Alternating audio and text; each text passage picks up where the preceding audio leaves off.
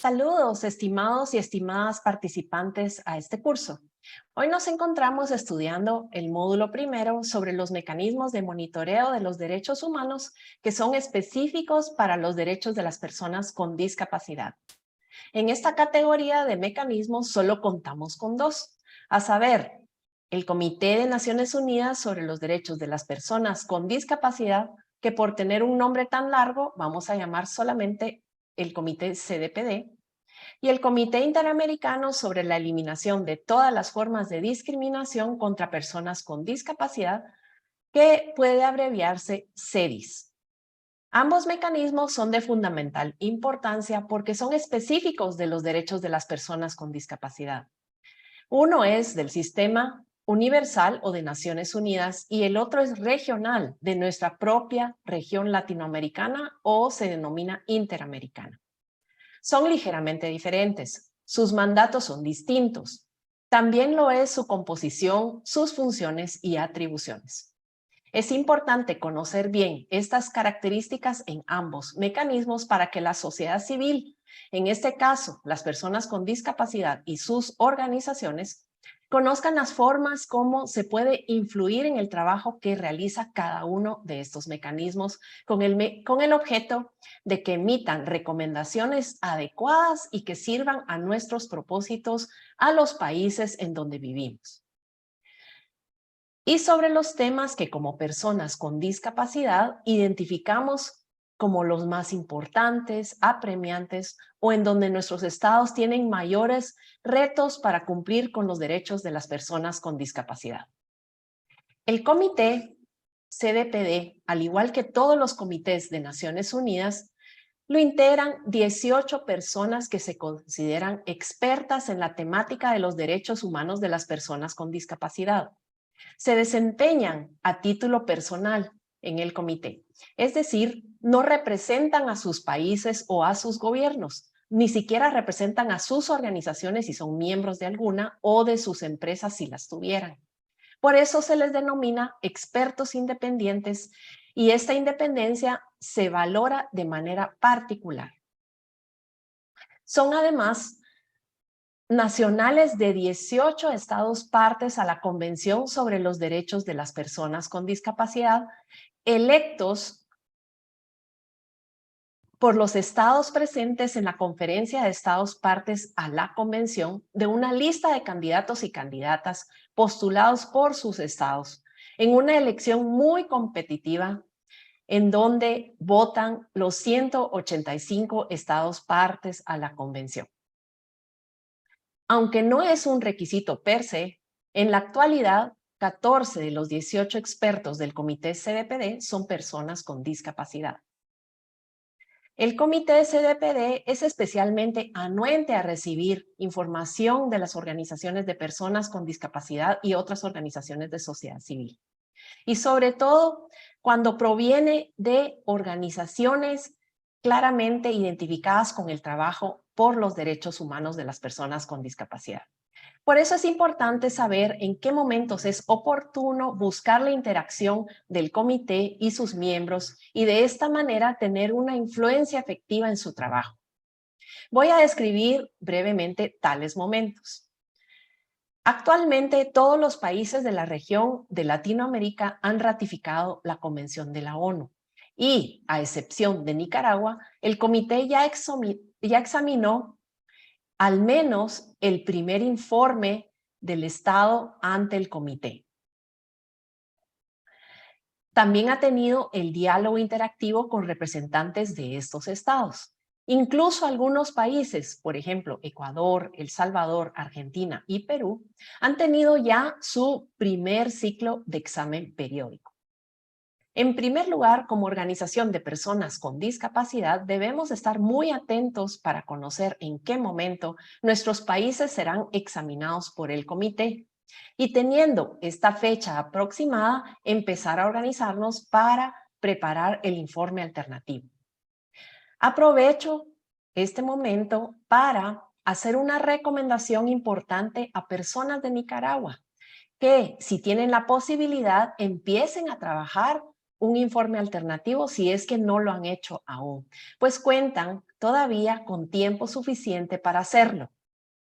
En el módulo tercero de este curso, estudiaremos cuáles son los elementos esenciales que deben de incluir los informes alternativos. Seguidamente, es importante poder sostener reuniones con los miembros del comité CDPD. Cuando llegue la fecha en que se adopte la lista de cuestiones, ahora explico qué es eso, o se lleve a cabo el diálogo interactivo con los representantes del Estado. La lista de cuestiones es una lista de preguntas que el comité le dirige al Estado parte, con el objeto de ampliar información o actualizar aquella información que se ha enviado a través del informe del Estado parte. Un punto a considerar es que debido al alto volumen de estados que el comité CDPD debe examinar, tiene un retraso de 3 o 4 años, periodo que transcurre entre el envío del informe del Estado parte y el diálogo constructivo que lleva a cabo el comité. Sostener reuniones con miembros del comité es clave. Los miembros del comité CDPD pueden escuchar de la voz de las propias personas con discapacidad cómo es la situación en relación a la implementación de la convención en sus países y cuáles son aquellas cuestiones que más preocupan a las propias personas con discapacidad. Esta información proviene además de los actores más importantes, las personas con discapacidad. Si bien es cierto que el comité CDPD valora muchísimo la posibilidad de tener reuniones presenciales con las personas con discapacidad de los países que examinarán, también existe la posibilidad de que tales reuniones se realicen de manera virtual. Veamos ahora cómo se constituye el Comité Interamericano, el CEDIS. Actualmente, la Convención Interamericana cuenta con 19 estados partes. El Comité CEDIS está integrado por un número aproximado de 45 expertos y expertas. Este número tan elevado se debe a que cada estado parte tiene la posibilidad de designar a 3 representantes de sus estados. Estos 3 representantes deben de llenar las calidades de conocimientos y experiencia en los derechos de las personas con discapacidad.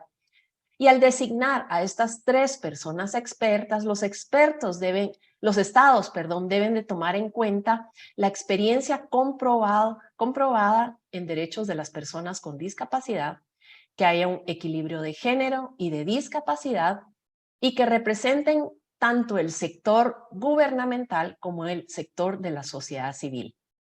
No todos los estados han designado a sus 3 representantes, de ahí que actualmente haya 45 miembros en el comité CEDIS.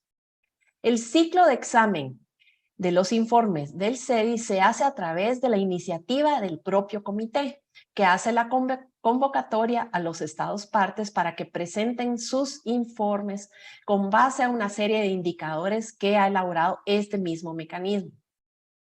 A su vez, también se hace una convocatoria a la sociedad civil para que presente informes alternativos. La observación que hago yo en este momento es que solo las organizaciones registradas en la sección de sociedad civil de la Organización de Estados Americanos son incluidos en esta convocatoria, por lo que el primer paso para poder participar como organización de personas con discapacidad en la formulación y envío de informes alternativas al comité CEDIS es registrarse en la sección de sociedad civil de la OEA. Ahora que he hecho una descripción breve de cada comité y su mandato, paso a enumerar algunas diferencias, las más importantes entre ambos mecanismos. Primero, el comité CDPD está integrado por expertos independientes que actúan a título personal y que son electos en un proceso competitivo. El CEDIS, en cambio, está integrado por expertos o personas designados por los propios estados partes. Y aunque ser una persona experta en los derechos de las personas con discapacidad es un criterio para tal designación, las personas designadas no pasan por un proceso en el cual deban demostrar esta capacidad e idoneidad. La segunda diferencia es que cualquier organización de personas con discapacidad que pueda formular un informe alternativo puede enviarlo al comité CDPD y defender sus contenidos. En cambio, para hacerlo ante el CEDIS, primero hay que registrarse en la sección de sociedad civil de la OEA, proceso que requiere que las organizaciones estén legalmente constituidas y que puedan acreditarlo ante el sistema de la OEA.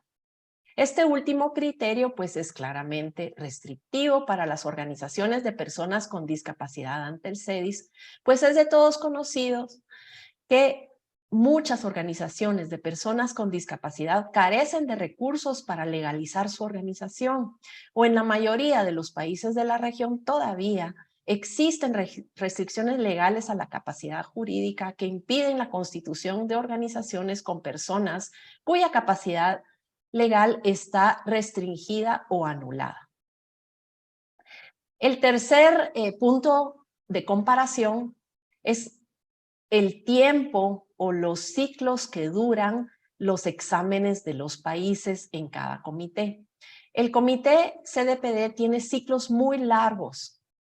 Aunque la CDPD establece que los informes periódicos deben de revisarse en ciclos de cada 4 años, el retraso que tiene el comité CDPD puede dilatar muchísimo a que estos ciclos sean de 8 o 10 años incluso.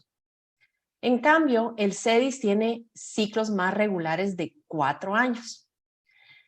Quiero decir que no obstante esas diferencias, no se debe desvalorizar el trabajo de ningún comité, porque cualquier influencia que estos mecanismos de monitoreo de los derechos humanos puedan ejercer para avanzar con los derechos de las personas con discapacidad en nuestros países es bienvenido.